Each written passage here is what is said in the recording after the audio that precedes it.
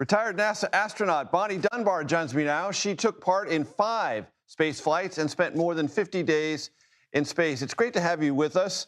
I know that for anyone attached to a mission, you're very focused on your mission. But I wonder, is there any small part of you that is envious of the 4 who are up there right now and what they're seeing? Oh, absolutely. I became enamored with space when I was very young, probably about 9 years old.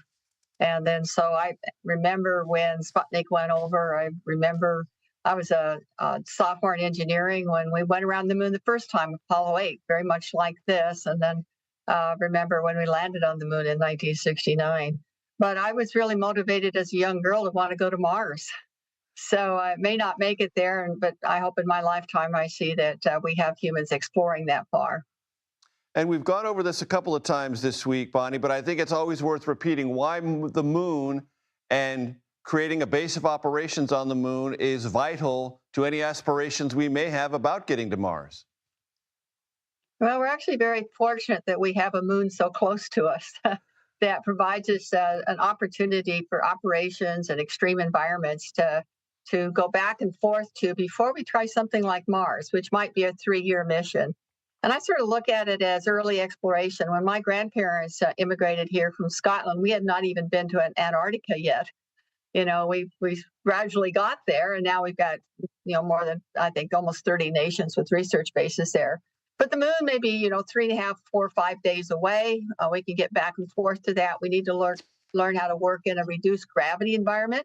We're 1G here on the Earth. The moon is 1/6, and Mars is 3/8, and that affects our design of our systems, our human body, all that. So it's a great research base. And the South Pole is important because we have sunlight most of the time, and we think we have water ice in the deep craters there. So it's the ideal location. And for the crew members aboard Artemis II right now, they are preparing for this amazing trip around the far side of the moon. All due respect to Pink Floyd, it's not the dark side of the moon, it's the far side of the moon. What's it like That's in the right. in-between now as they make their way there? Well, they're very busy. Part of this mission is to check out the vehicle, life support systems, and navigation. They're going to have new communications on board as well. But also, we want to understand the radiation environment. Once you leave the protective environment of the Earth's poles, electromagnetic shield, you get into deep space. You have galactic cosmic rays. There's going to be instruments looking at that.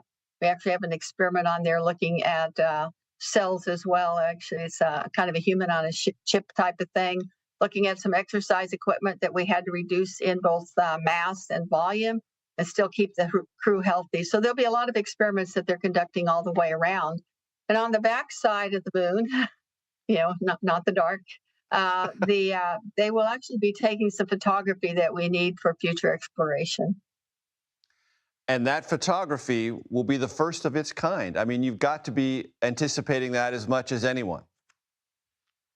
Yeah, we had some, of course, from our other 6 missions. Actually, that's 8 if you count Apollo 8 and Apollo 13. But these are new locations, and lighting is going to be important as well. So the planetary geologists are quite excited about this. Because of what they'll be able to see that they haven't possibly seen before, right? Right, and also for mapping for future exploration. One of the discussions we've had about future bases on the moon is, can we take advantage of lava tubes, for example? Where are they located? Because they would shield us from the radiation. And so it's a matter of mapping it, not just for geology, but also for human operations. And will we learn very much, Bonnie, from this mission about the next step, which is to go around the moon closer and then contemplate landing there? Are there parts of this exercise over the next 3 or 4 days that are going to inform us about that next big step? Every part of it. New vehicle, both the habitat, the launch vehicle, communications, every life support systems. It's not easy keeping people alive and working these systems in a weightless environment. I was a bit amused about the comment about the toilet. Every mission, including the first shuttle mission, STS-1, has always had a little problems with the new design on life support. And so we need to check out all these systems before we commit to landing, but we're going to try to do that before 2030. And then we return to the Earth, and Artemis I came in, as I understand it, on a trajectory that was meant to sort of force it into the hottest possible reentry imaginable. This reentry will not be as the same angle in order to reduce some of the friction, but that's still a key part of what we're going to learn about this mission as well. Yeah, actually, it's a little bit of a different trajectory. It'll still see some of the peak high temperature reentry environments, but it'll be shorter. And so it won't be quite the same duration, and that'll be better on the thermal protection system. And on the astronauts inside. Well, fortunately, just like your home has a thermostat, the life support systems will moderate the heat inside. So the objective is not to get that heat that you're seeing outside, that 3,000 degrees Fahrenheit, into the inside.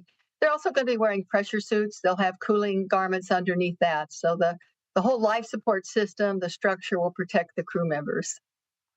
And that's probably, Bonnie, the next big heart-racing moment for them, that reentry. Well, I think it's heart racing for all of us, isn't it? It will be for me, that's for sure. Yeah, fortunately, we've got something called a free return. So that trajectory and the attitude control system's been working beautifully. We managed that all the way to the moon and come in at the right angle. Then we'll land off the coast of the United States and the Pacific and be recovered by the Navy ships. And it'll be just like Apollo again, only on steroids. And we've got 4 people, and we're going to be going back to the moon to stay. Apollo on steroids. When the crew splashes down, I believe it will go to my hometown of San Diego. Bonnie Dunbar, great to have you with us. I appreciate your time very, very much.